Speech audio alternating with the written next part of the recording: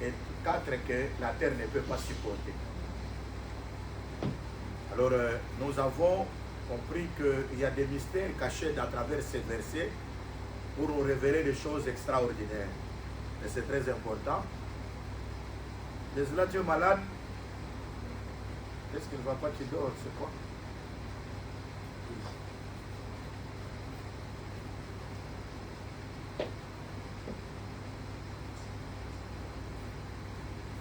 Alors, nous avons dit que ce verset-là tient des mystères, des choses qui sont cachées là-bas. Mais dans ces derniers temps pour nous, cela nous est révélé par la grâce de Dieu. Amen. Donc 3 choses qui font trembler la terre et 4 que la terre ne peut pas supporter.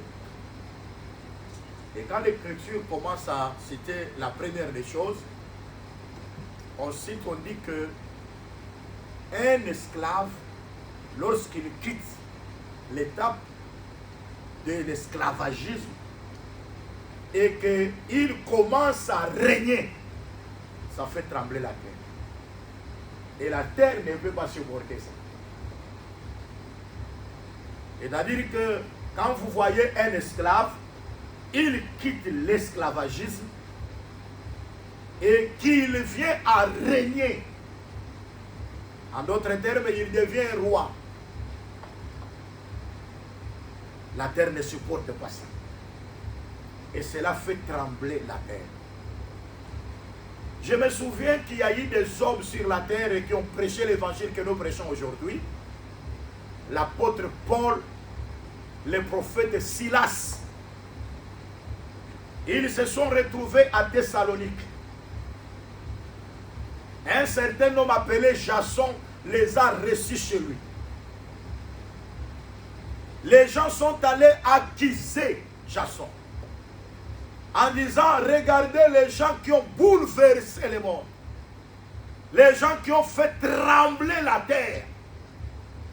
Mais Jason les a reçus chez lui. Donc ils ont reconnu en Paul et en Silas les gens qui ont bouleversé le monde, les gens qui ont fait trembler la terre. Mais regardez, Jason les a reçus chez lui. Donc pour les Juifs qui étaient à Thessalonique, on ne pouvait pas recevoir Paul et Silas. Parce qu'ils ont bouleversé. Mais ils ont bouleversé le monde avec quoi? Ils ont bouleversé le monde avec l'évangile. Frères et sœurs, nous croyons que l'évangile que nous prêchons, c'est l'évangile qui fait trembler la terre. Amen. Parce que l'évangile, c'est un homme. L'évangile, c'est le Seigneur Jésus. Amen. Étant né à Bethléem, Jésus l'évangile. Il est à Bethléem bébé. Mais tout un roi, un vieux en âge, il a peur d'un bébé. Parce que ce bébé-là était venu faire trembler la terre. Jésus-Christ. Il a fait trembler la terre. Mais remarquez que ce n'était pas n'importe quel bébé, mais le bébé qui avait une étoile.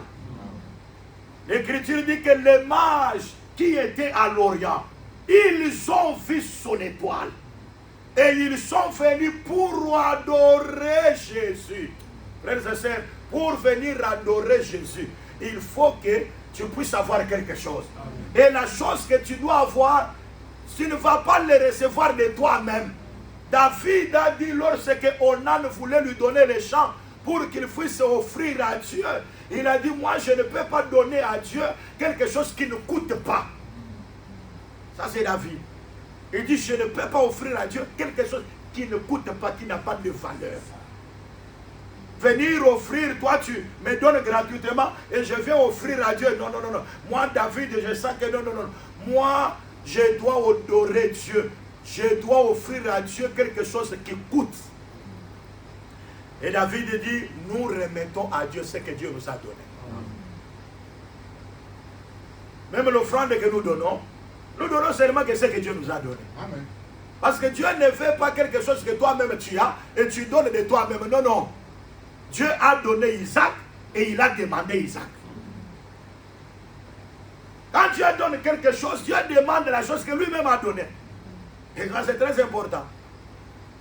Et pourquoi nous lui remettons sous ce que lui-même nous a donné. Et ça, c'est très important. Mais remarquez que ces mages étaient venus de l'Orient, où ils ont vu l'étoile de l'enfant. Ils sont venus avec la myrrhe. Ils sont venus avec de l'or. C'est très important.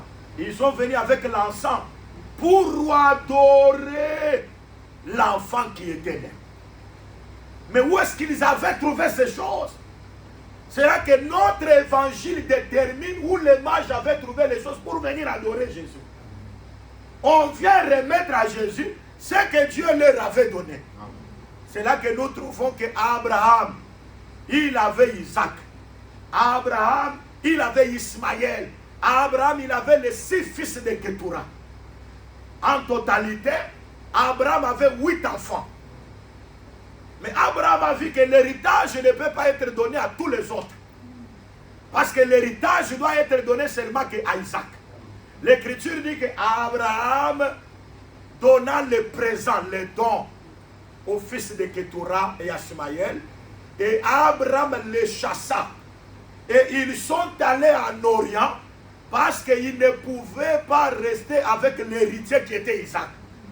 Nous croyons que Isaac doit recevoir les dons, mais en dehors des dons, il doit encore recevoir l'héritage. Gloire à Dieu parce qu'il y a quelqu'un qui reçoit les dons et qui reçoit aussi l'héritage. Et nous croyons que l'héritage c'est la vie éternelle. C'est pourquoi nous disons que beaucoup des assemblées, ils peuvent avoir des dons, ils peuvent avoir des prophéties, ils peuvent avoir les parler en langue, ils peuvent avoir les miracles, ils peuvent faire toutes les choses, mais l'héritage ne peut jamais être donné à ces gens-là. L'héritage est donné à l'assemblée des saints, à l'assemblée des élus. L'héritage est donné aux enfants du royaume. Parce que nous croyons qu'en dehors de l'héritage, nous avons aussi les dons. Mais eux, ils ont seulement les dons, mais ils n'ont pas l'héritage. Abraham leur a donné les dons pour les chasser et aller à l'Orient. Mais gloire à Dieu parce qu'un jour, comme ils étaient à l'Orient, ils ont vu l'étoile, le véritable Isaac. Parce que celui qui a l'héritage, il faut l'adorer. Il faut le glorifier. C'est alors qu'ils ont quitté l'Orient pour venir remettre ce qu'ils avaient reçu en Abraham. Ils en avaient reçu en Abraham, mais ils voient qu'ils viennent auprès de le vrai héritier, la vraie postérité d'Abraham, qui est le Seigneur Jésus-Christ, pour venir remettre ce qu'ils avaient reçu. Mais remarquez, ils ont quitté l'Orient, mais ils sont passés par la maison d'Hérode. Quand ils sont entrés dans la maison de l'Hérode, l'étoile a disparu. Frères et sœurs, je vais vous dire la vérité. Vous pouvez briller de là où vous venez. Mais quand vous entrez dans la maison d'Hérode, toute cette lumière-là disparaît. Il y a des choses qui ne s'en vont pas. Il y a des choses qui... Vous sentez que vous êtes bloqué. Vous sentez que l'étoile n'apparaît pas. Pourquoi? Vous êtes entré dans la maison d'Hérode. Je vais dire à bien-aimé que nous sommes sortis de l'Orient. L'Orient aussi, parce que dans les Écritures, il y a l'Orient de la terre, il y a aussi l'Orient d'en haut. Parce que c'est Zacharie, lorsqu'il parle sur Jean-Baptiste prophétisant sur Jésus, il a dit, grâce aux entrailles de sa miséricorde, l'Orient d'en haut nous a visités. Amen. Il y a l'Orient d'en haut, c'est l'éternité. L'Orient d'en haut, c'est Jérusalem céleste. Ça, c'est très important. Mais l'Orient de la terre, c'est Israël. Et l'Occident de la terre, le pays du soleil couchant, c'est à la croix. Dieu s'est révélé à nous. Nous sommes l'Occident de Dieu. Et ça, c'est très important. Pour la Bible, l'Occident, ce ne sont pas les États-Unis. Et pour la Bible, les musulmans ne sont pas Ismaël. Parce qu'aujourd'hui, il y a déjà Ismaël. Ce sont les musulmans. Les Juifs, c'est Isaac. Non, Paul, quand il parle d'Ismaël, Ismaël a la promesse. Mais les musulmans n'ont pas de promesse. Et ça, je vous le dis la vérité. Tous ces musulmans que vous voyez iront en enfer. Pour que la personne soit sauvée, il faut que la personne croie au nom du Fils unique. Et le Fils unique, c'est le Seigneur Jésus-Christ. En dehors de Jésus-Christ, il n'y a pas de salut. Amen. On ne peut pas croire Jésus comme prophète et être sauvé. Vous savez que la femme samaritaine a reconnu que Jésus est prophète. Parce qu'il lui a dit que tu as dit vrai, tu en avais 5. Et c'est lui-même que tu as, aujourd'hui, n'est pas ton mari. Ah oui, elle a reconnu que Jésus était prophète. Mais l'histoire n'est pas terminée. La femme savait, même si je reconnais qu'il est prophète. Mais quand le Messie viendra, il nous dira toutes choses. C'est-à-dire le prophète ne dit pas toutes choses. C'est lui qui dit toutes choses, c'est le Messie. Amen. La femme n'a pas déposé la cruche quand elle a eu la révélation d'être Jésus-Christ prophète. Mais la femme, pour déposer la cruche, elle doit avoir la révélation que Jésus-Christ est le Messie. Il dit quand le Messie viendra, c'est lui qui s'appelle Christ. Aïe, aïe, aïe, aïe, aïe, aïe. Il dit quand le Messie viendra, c'est lui qui s'appelle Christ. Lorsqu'il vient, il nous dira toutes choses. C'est pour la première fois que Jésus s'est révélé. Il dit c'est moi le Messie. Jésus s'est révélé. Il n'est pas entré dans les paraboles. Il ne s'est pas caché. Il s'est révélé à la femme samaritaine. Le Christ que tu dis que tu vas venir là. Mais il a face de toi. Mais c'est moi qui suis le Christ. La femme a pris la cruche. Il a jeté. Oh, quand la personne comprend que Jésus-Christ est le Christ, il doit déposer la cruche. La cruche, c'est le bidon là. La loi que vous avez héritée de Moïse.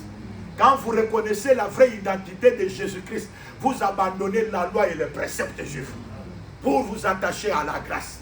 Et ça, c'est très important. C'est pourquoi l'apôtre Paul dit Christ est la fin de la loi pour la justification de ceux qui croient. Amen. La fin de la loi, c'est l'abandon de la cruche. Et ça, c'est très important. Pourquoi? Parce que Christ est révélé. Quand Christ est révélé, les gens comprennent très bien la grâce. Quand vous êtes déjà dans la grâce, il ne faut pas encore retourner dans les préceptes. Il ne faut pas encore retourner dans les ordonnances. Bien-aimé, ça n'édifie pas. Rester dans la grâce, c'est la chose la plus importante. Vous voyez, il y a des personnes jusqu'à aujourd'hui, ils prient les pieds nus parce qu'ils n'ont pas compris. Quand vous leur demandez, mais vous priez pieds nus, pourquoi? Non, vous savez, Moïse, on l'a dit, enlève des chaussures. Mais ne comprenez pas pourquoi Moïse a enlevé les chaussures. Parce que dans la Bible, il y a des personnes qu'on a parlé d'enlever les chaussures. C'est Moïse. Et Moïse, il n'a pas vu Dieu un humain. Mais c'est Dieu à travers les buissons. Ça, c'est le Dieu esprit. Quand Dieu il est esprit, il est venu pour tester Moïse et dire que Moïse, tu n'es pas digne. Enlève les chaussures de tes pieds. Parce que toi, tu ne peux pas racheter. Et ça, c'est très important. C'est pourquoi tout le temps de la loi, il n'y avait pas quelqu'un qui pouvait racheter. J'aime Job. Il dit, mon rédempteur s'élèvera le dernier. C'est-à-dire, quand on a commencé, il n'y avait pas de rédemption. Amen. Mais à la fin, là-bas, la rédemption doit venir. C'est-à-dire que pendant tout le temps de la loi, là, il n'y avait pas de rédemption parce que mon rédempteur s'élèvera le dernier.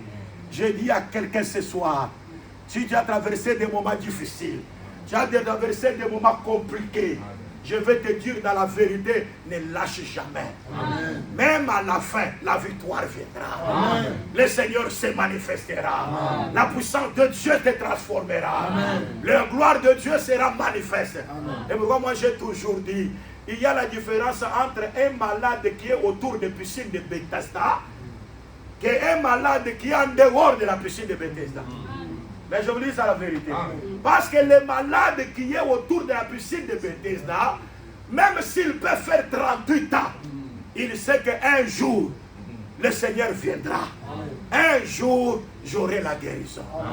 Et pourquoi nous croyons qu'un pécheur qui vient dans l'assemblée des saints est plus que le pécheur qui est en dehors là-bas?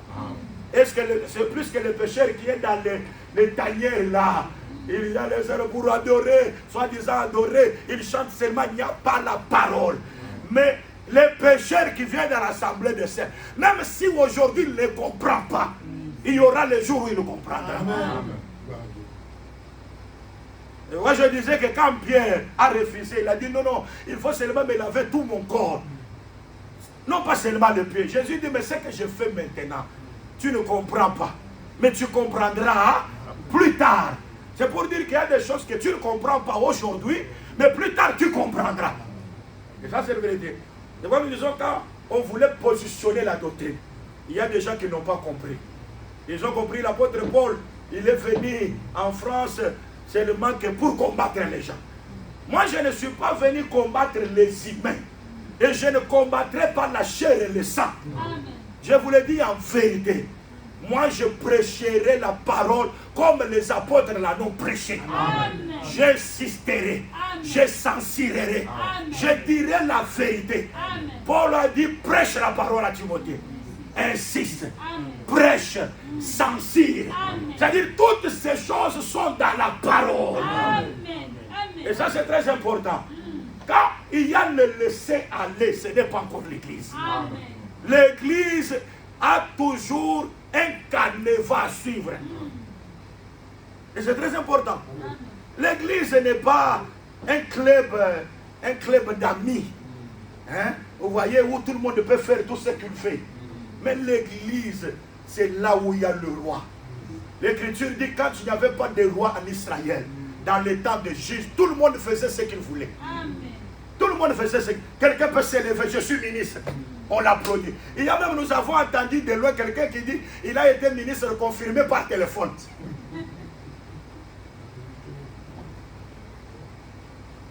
Vous voyez, on m'avait donné un coup d'appel et j'ai été confirmé ministre. Mais ça, c'est quelle sorte de confirmation ministérielle? Mais je vous le dis la vérité. David, pour qu'il soit consacré première fois, David était consacré au milieu des anciens d'Israël. Et ça, c'est très important. Parce que la consécration ne se fait pas dans l'amitié, là, dans une permanence, en coulisses. Mais où sont les anciens? Parce que quand Dieu a dit à Moïse qu'aujourd'hui tu dois imposer la main sur Josué, fils de Nun, il dit c'est pour qu'il participe à ta dignité. Parce que l'imposition des mains, c'est pour que la personne participe à la dignité. Le ministère, c'est une dignité. Amen. Et ça, je dis, c'est la vérité. Le ministère, c'est une dignité. Mais quand il faut l'imposer les mains, il faut qu'Éliazar soit là. Éliazar ne peut pas être absent pendant le temps qu'on impose les mains sur Josué. Et ça, c'est très important. Parlant d'Éliazar, je vois l'assemblée des ministres. Je vois l'assemblée des anciens. Et maintenant, après cela, il faut qu'on vienne présenter Josué devant le peuple. Et le ministère, il faut que tu sois présenté. Elle dit, vous voyez cet homme maintenant, il est maintenant comme nous, les recevez, écoutez-les. Parce que Dieu a présenté Jésus-Christ devant Pierre, Jean et Jacques. Celui-ci est mon fils bien-aimé, en qui j'ai mis toute ma confiance. Écoutez-les. C'est-à-dire que la personne maintenant est disposée pour que vous l'écoutez. Mais si on ne t'a pas présenté, comment les gens vont t'écouter?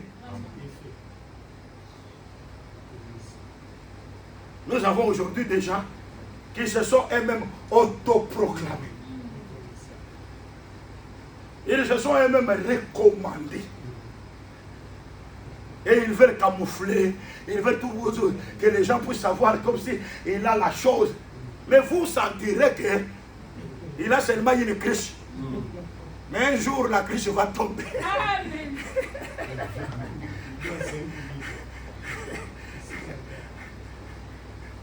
Ah, que le Seigneur soit béni. Amen. Dieu est merveilleux. Amen. Dieu est merveilleux. Parce que le Seigneur fait grâce. Mais la chose doit être respectée dans le modèle de la foi. C'est ça, nos bien-aimés. Donc la chose doit être respectée dans le modèle de la foi. Comment on peut présenter? Mais c'est une personne déjà qui a de la maturité. Une personne, comme ça, qui a réellement, il est digne pour qu'il puisse enseigner la parole. Déjà les problèmes. Nous avons aujourd'hui beaucoup de gens autoproclamés. Mais j'aime l'église d'Éphèse. En Apocalypse chapitre 2, verset 2. Parce que cette église s'est éprouvée.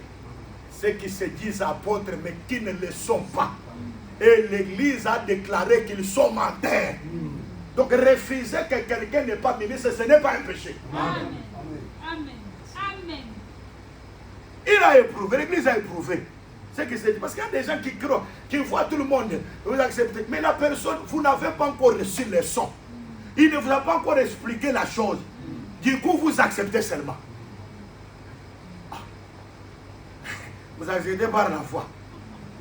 Et quand il va vous trahir maintenant, comment ça sera?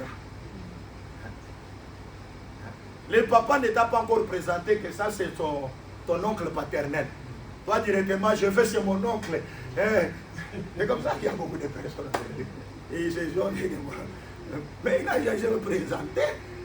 Et ça c'est ton oncle. Mais toi directement, tu te présentes déjà un oncle.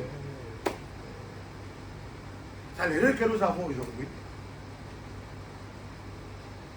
Les gens aiment flatter les gens. Les gens aiment beaucoup flatter, cajoler les gens. Mais dans les choses du royaume, ne mettez pas foi à tout esprit. Mais il faut éprouver les esprits. Mais le ministère, c'est le spirituel. Ce n'est pas la chair. On n'examine pas une personne en voyant il est de telle tribu. Vous voyez, il a cette stature, il a cette alture. Vous voyez comme ça. Non, non, non, non, non. On n'examine pas de cette manière-là. Je crois que vous avez déjà l'esprit de discernement pour comprendre. Amen. Parce que le Seigneur fait grâce. Et je suis convaincu que le Seigneur vous a déjà fait grâce. Amen. Et il y en a beaucoup comme ça. Vous retrouvez aujourd'hui, quelqu'un n'a jamais été consacré, mais il va consacrer les autres. Tout ça c'est pourquoi? Parce qu'il est une personne audacieuse. Elle vient, vous voyez, elle veut intimider les gens. Non, non, non. Dans les choses du royaume, ne donnez pas confiance à quoi que ce soit. Ne donnez pas confiance à quoi que ce soit. Pour avoir la certitude que cette personne vient de Dieu. Mais Jean-Baptiste l'a dit. Parce qu'on est venu par là, Jean-Baptiste, on dit que mais regardez celui que toi tu avais baptisé là. Mais il baptise beaucoup de gens aujourd'hui. Jean-Baptiste a dit ceci. C'est lui qui vient de Dieu. Dit les paroles de Dieu. Parce que Dieu ne donne pas son esprit avec mesure. Et dit que les personnes qui viennent de Dieu, bien aimées dans le Seigneur, c'est une personne, en lui il y a la source des paroles. C'est pourquoi on dit, il dit les paroles de Dieu. Et d'ailleurs les paroles plurielles. La personne qui vient de Dieu, il parle des choses du royaume, il n'a pas de limite. Comment quelqu'un qui a le ministère de la parole peut manquer quelque chose à prêcher au peuple? C'est là que j'avais dit que nous avons la capacité de prêcher pendant 10 ans. Ça c'est terre. Au moins si nous avions un ministre qui vient qui dit non, non, j'ai aussi, comme pour éviter les désordres, David avait placé 24 classes de sacrificateurs. C'est pourquoi vous trouvez que Zacharie, le père de Jean-Baptiste, comme il était de la classe d'Abia, c'était son tour pour aller offrir. Pourquoi? Parce qu'il y avait 24 classes de sacrificateurs établies par le roi David. Quand c'est ton tour, tu travailles. Quand ce n'est pas ton tour, tu retournes dans ton balier. C'était comme cela. Et les choses se faisaient. Donc là où il y a plusieurs ministres, Un ministre ne peut pas seulement avoir le monopole de la parole. Parce que nous sommes les ministres de la parole. C'est très important. On n'est pas ministre de communiquer. Mais on est ministre de la parole. Alors c'est pour dire que vous devez prêcher, enseigner la parole. Et l'autre qui est là dans les bancs, il écoute ce que tu enseignes. Quand tu le passeras aussi, l'Écriture dit que celui qui arrose sera aussi arrosé. C'est ça. C'est-à-dire, nous restons aussi dans les bancs. Toi, tu avances. Et tu nous arroses. Pour que nous puissions bénéficier de la grâce qui est en toi. Donc c'est la chose la plus importante. Mais si nous rouvons en toi, quand toi tu passes pour pécher, tu as un don puissant de mensonges. Tu mens au nom des Écritures. Tu dis de certaines choses, quand on vérifie, ça n'est pas comme ça. Là, on va te dire, conjugue seulement le verbe asseoir, égo, et écouter.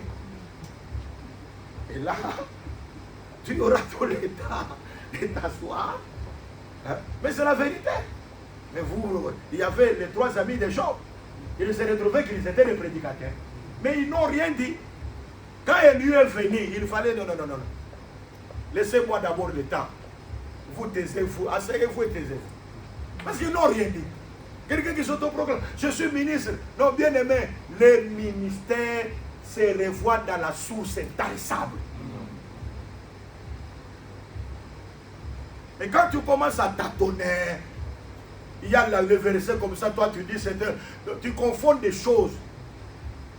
Là, on va douter. On va douter de ton ministère.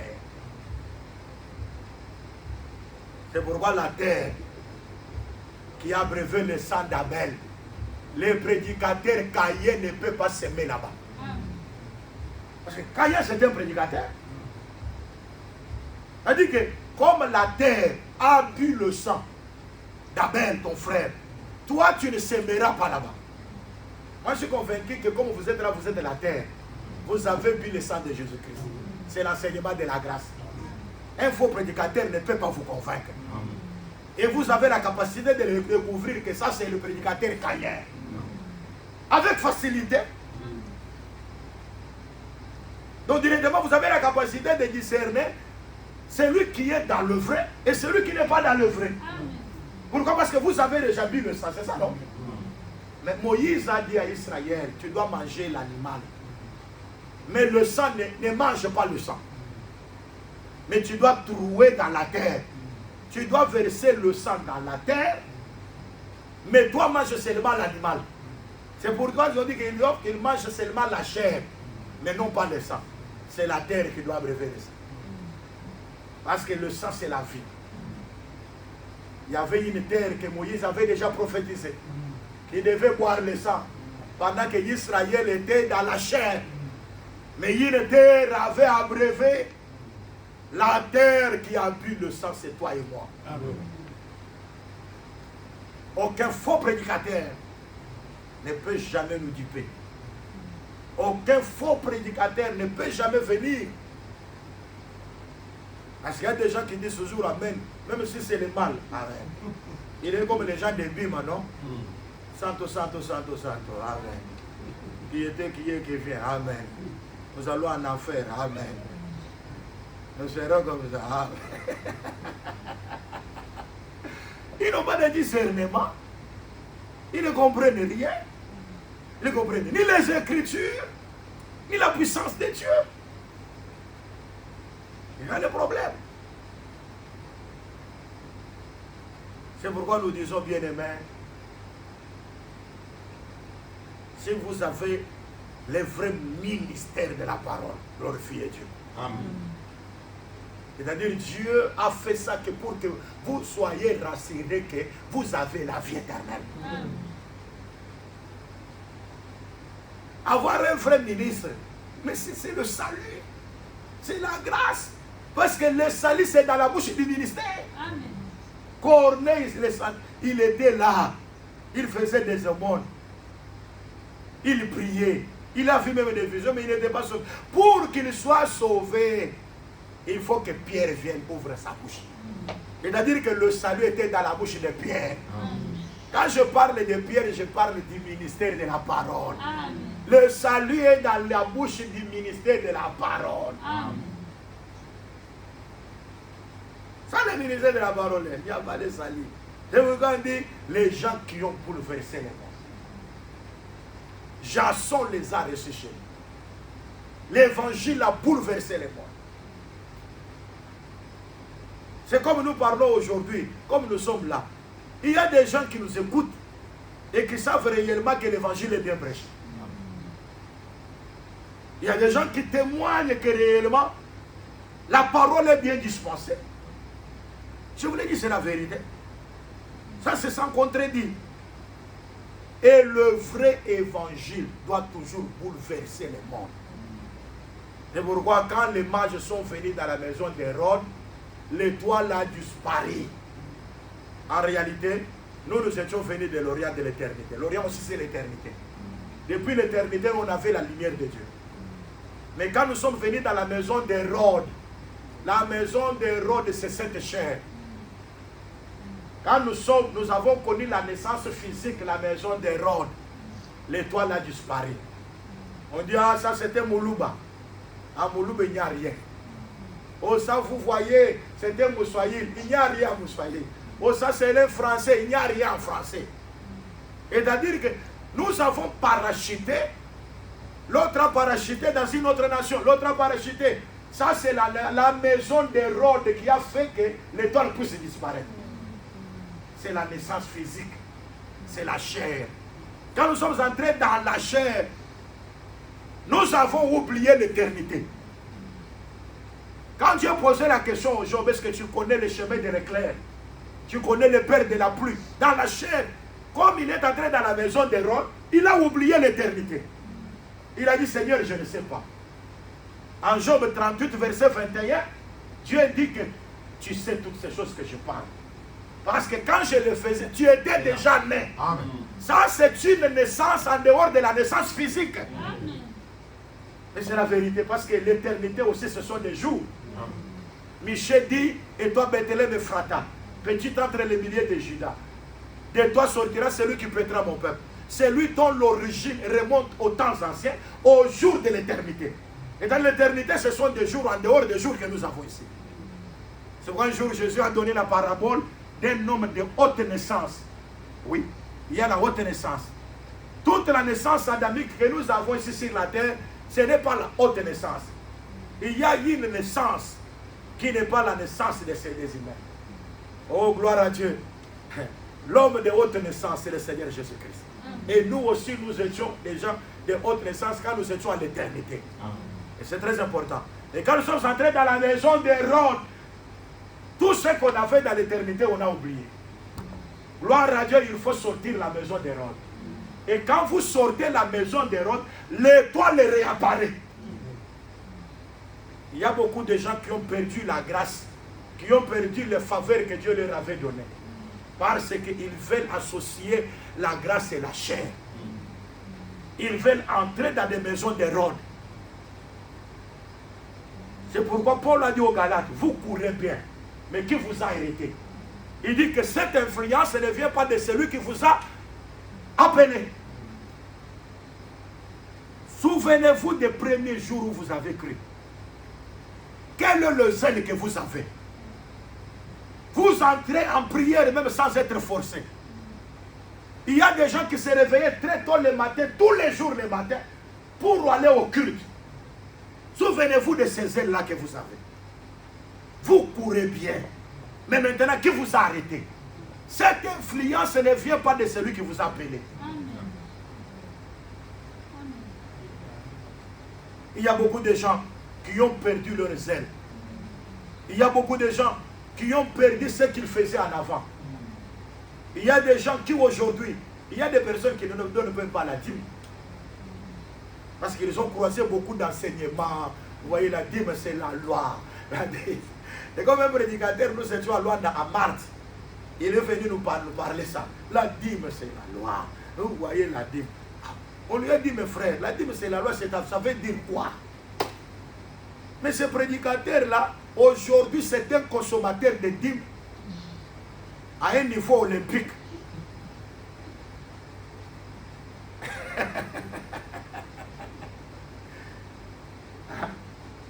La dîme, vous avez, c'est la loi. Vous voyez la dîme c'est la loi.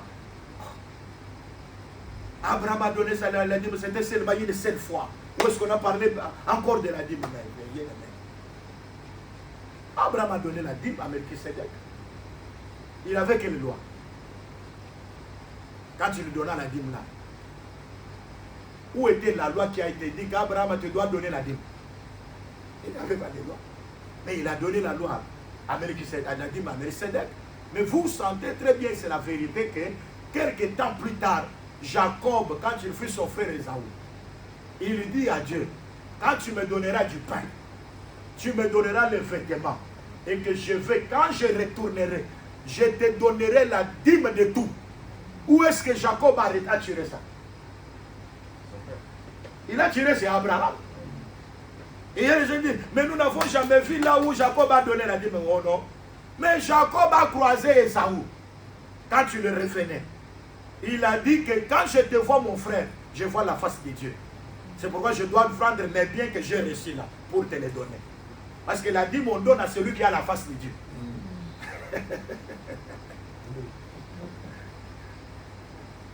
Parce que son frère là c'était le premier-né. On donne la dîme au premier-né. Moi je voulais dire en vérité pourquoi Élisée cherchait toujours la double portion qui était sur Élie. Parce que la double portion est donnée au premier-né. Moïse dit, si un homme a deux femmes et qu'il aime une et il n'aime pas l'autre, mais l'autre qu'on n'aime pas, lorsqu'elle a enfanté le premier-né, lors du partage de butin, on donnera au fils premier-né la double portion. C'est-à-dire que la double portion est donnée au premier-né. En réalité, Élisée voyait que Élie c'est le premier-né. Or, un premier-né c'est aussi un père. Et ça c'est très important. Mais c'est la vérité. Mais Joseph était le premier-né de Rachel, c'est ça non? Oh. Le premier fils de Rachel c'était qui? Ce n'était pas Joseph. Mais Benjamin il était son petit frère, c'est ça non? Mais quand Joseph s'adresse à Benjamin, quand Benjamin est arrivé, parce qu'il cherchait que Benjamin vienne. Quand Benjamin est venu, Joseph a dit à Benjamin, mon fils. Donc Joseph appela Benjamin son fils. Mais est-ce qu'en réalité, Joseph est le père de Benjamin? Non. Mais le père de Benjamin, c'est Jacob. Mais pourquoi Joseph appelait Benjamin mon fils? Parce que le premier, c'est aussi un père. Et moi, j'ai toujours conseillé, quelqu'un peut venir après toi dans la foi. Mais lorsqu'il est déjà élevé ministre, il devient premier-né. Là, il est considéré comme ton père. Quoique toi, tu étais venu avant lui dans la foi. Mais comme il est déjà élevé, il devient premier-né.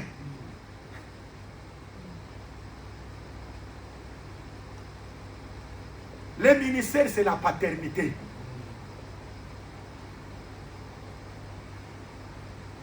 Donc, quand tu vois Esaü, il est le premier. Non. J'ai reçu les biens. J'ai vu la face de Dieu en toi. La face de Dieu, c'est l'évangile. Quand vous découvrez l'évangile et que Dieu a béni, vous êtes sortis de là, de la maison de là-bas. Redonnez. Et nous sommes arrivés avec ce monsieur-là. Nous avons dit, regarde, Hébreux chapitre 7e. On dit, ceux qui perçoivent ici la dîme, ce sont des hommes mortels. Mais là, c'est celui dont il est attesté qu'il est vivant. C'est-à-dire que, quand on parle de ceux qui perçoivent la dîme, ils sont des hommes mortels, on parle de Lévite. C'est l'alliance de Sinaï, qui était composée des hommes mortels. Mais quand on parle de là où on voit Melchisedec, or Melchisedec c'est le sacerdoce royal. Or en réalité aujourd'hui nous vivons dans le sacerdoce royal. Nous ne sommes pas encore dans le sacerdoce lévitique. Mais nous sommes dans le sacerdoce royal. Et dans le sacerdoce royal, Abraham, quand il donnait la dîme là, il n'a pas payé seulement pour lui-même. Mais il y avait Lévi qui était dans ses reins et qui percevait la dîme sur ses frères. C'est pourquoi nous disons qu'Abraham a donné la dîme pour deux personnes, pour lui et pour Lévi. Lévi, c'est pour l'ancienne alliance, afin qu'il perçoive la dîme sur ses frères. Mais lui-même, comme croyant, il donne la dîme à Melchisédek. C'est très important. C'est pourquoi nous sommes les croyants, selon Galates 3, nous sommes croyants comme Abraham. Tu avais bien commencé. Qui t'a arrêté? Tu priais beaucoup la nuit, mais qui t'a arrêté? Tu étais zélé pour les bonnes choses. Qui t'a arrêté? Tu courais bien. Qui t'a arrêté? Cette influence ne vient pas de Dieu. Je vous le dis dans la vérité.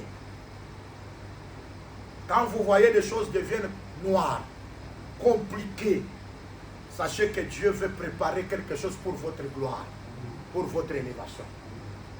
Et beaucoup de malheurs qui arrivent pour un enfant de Dieu, quand vous vous examinez vous-même, vous trouvez que vous marchez dans la droiture.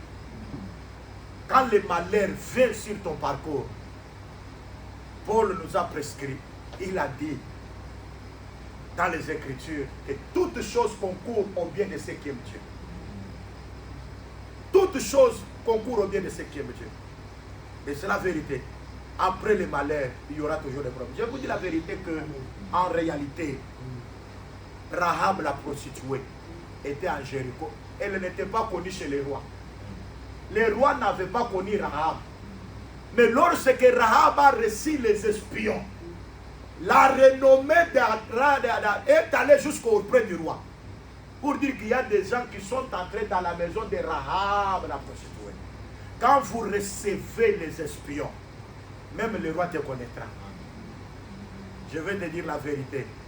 Lorsque tu reçois l'évangile, il y a même des gens du monde qui sauront que tu as reçu quelque chose. Et ça va t'assurer, ça va provoquer le combat dans ta vie. Les jours où tu reçois la vérité, tu auras des combats. Il y a des gens qui vont te combattre sans même que tu le saches. Et la Bible dit, ils me combattent, ils maïssent sans cause. Je n'ai rien fait, mais ils maïssent. Je n'ai rien. Ça c'est David. Il dit qu'ils sont nombreux, ils maïssent, je n'ai rien fait. Non, non, c'est parce que tu as reçu quelque chose de spécial. C'est pourquoi le roi de Jéricho viendra. Il viendra, c'est pourquoi? Il va maintenant te connaître, Rahab, c'est toi. Tu as reçu les espions. Qui t'attire des combats à cause de la grâce?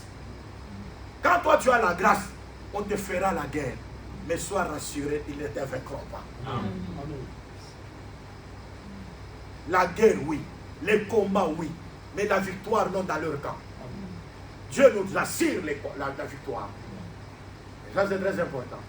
Ils ont quitté la maison d'Hérode. L'étoile là réapparaît pour aller adorer. Mais Hérode dit, allez vous rassurer de cet enfant-là. Adorez-le. Et après, revenez me parler. Pour que moi aussi j'aille l'adorer. Mais en réalité, il n'avait pas besoin d'aller adorer. Mais la rivalité est montée. Vous êtes un grand monsieur. Et vous avez la rivalité contre un petit enfant. Un roi. Je vois bien aimé, quand vous avez la grâce, il y aura même des personnes qui vont commencer à parler mal de toi. Sans que tu le provoques. Parce que c'est seulement que tu as la grâce de Dieu. Et quand vous avez la grâce, demeurez dans la grâce. Et le Seigneur vous assistera. Et c'est très important. Ces hommes qui ont bouleversé le monde, Jason les a reçus chez lui. Quand vous avez la parole, l'enseignement bouleverse ces hommes. L'Écriture dit les choses qui font trembler la terre. Un esclave qui vient à régner. J'avais parlé d'abord, j'ai donné l'exemple de Joseph. Il a été vendu comme un esclave. Mais cet esclave a un jour été élevé en dignité. Il a commencé à régner en Égypte. Parce que quand il vend le bleu, mais c'est tout un rêve. Nous avons expliqué que, remarquez, Joseph avait le premier habit de plusieurs couleurs. Le premier habit de plusieurs couleurs, c'est le signe de l'amour du Père qui doit retourner chez le Père. Jésus sur la croix, il a dit, Père, je remets mon esprit entre tes mains. Parce que l'habit que le Père lui avait donné, c'était le Saint-Esprit qui devait retourner auprès du Père. Le deuxième vêtement, c'est le vêtement qu'il a reçu dans la maison de Potiphar. C'est très important. Cet habit qu'il a reçu, qu'il avait reçu, il est entré dans la maison de Potiphar avec cet habit-là. Mais cet habit doit rester dans la main de la femme de Potiphar, non? C'est là que nous avons dit que ce sont des accusations portées sur Jésus. Il a fait ça, il a fait ça, il a fait ça. Pourquoi Jésus ne pouvait pas prendre Israël? Israël est resté avec les accusations. C'est très important. Et Jésus est entré en prison. En prison, il a reçu encore un troisième habit. Et le troisième habit de la prison, c'était pour interpréter la vision du panetier et de les chansons. Le panetier, c'est la chair. Les chansons, c'est l'esprit. Ça, c'est l'œuvre de la croix, où l'un doit tomber et l'autre doit être relevé. Or, celui qui tombe, c'est la chair, et celui qui est relevé, c'est l'esprit. La destruction de la chair pour que l'esprit soit glorifié. Maintenant, quand il interprète dans la prison, il sort de la prison. Il faut que l'habit de la prison puisse rester, qu'il trouve maintenant le quatrième habit pour interpréter le songe de Pharaon. Et quand il interprète le songe de Pharaon, c'est-à-dire dire qu'il y aura 7 ans d'abondance et 7 ans de détresse. En d'autres termes, le temps de détresse engloutira l'abondance. Oui. Quand il a interprété ça, il a dit ça, c'est alors qu'on lui a encore donné le 5e habit. Maintenant, le 5e habit, c'est pour vendre le blé. Oh, c'est lui qui vend le blé, c'est un roi. Il a le pain. Esaïe a dit, il y a des personnes qui sont venues auprès de leurs frères dans la maison paternelle. Reste notre chef, reste notre médecin. Il a dit, comment je serai votre chef et votre médecin? Parce que je n'ai pas l'habit et je n'ai pas le pain. Parce que le chef, c'est celui qui a le pain. Donc pour être le chef du peuple, il faut avoir le pain. Amen. En réalité, le chef du peuple, c'est le ministère de la parole. Amen. Vous voulez être ministre, mais ayez le pain. Mais si vous n'avez pas le pain, vous n'êtes pas ministre. Amen. Mais ça, c'est la vérité. Donc, il a quitté de l'esclavagisme pour rester roi. C'est comme aussi Mardochée. Ils étaient vendus dans l'esclavagisme, mais après, il a régné. C'est comme Jésus-Christ. Il est né comme esclave parce qu'il était serviteur de Moïse. Mais il a vaincu. Aujourd'hui, il est le roi des rois et le seigneur des seigneurs. C'est ça la chose qui fait trembler la terre. Aujourd'hui, la terre tremble, les démons tremblent, les forces du mal tremblent parce que le nom de Jésus est souverainement élevé. Amen. Tu as la maladie, c'est un nom. Mais le nom de Jésus est au-dessus de la maladie. Amen. Parce que c'est un nom qui a été souverainement élevé. Tu as un problème, c'est un nom. Mais le nom de Jésus est souverainement élevé. C'est-à-dire Jésus a quitté de l'esclave à la royauté. Il a reçu le nom au-dessus de toutes choses. Nous allons continuer pour aujourd'hui, que Dieu bénisse sa parole.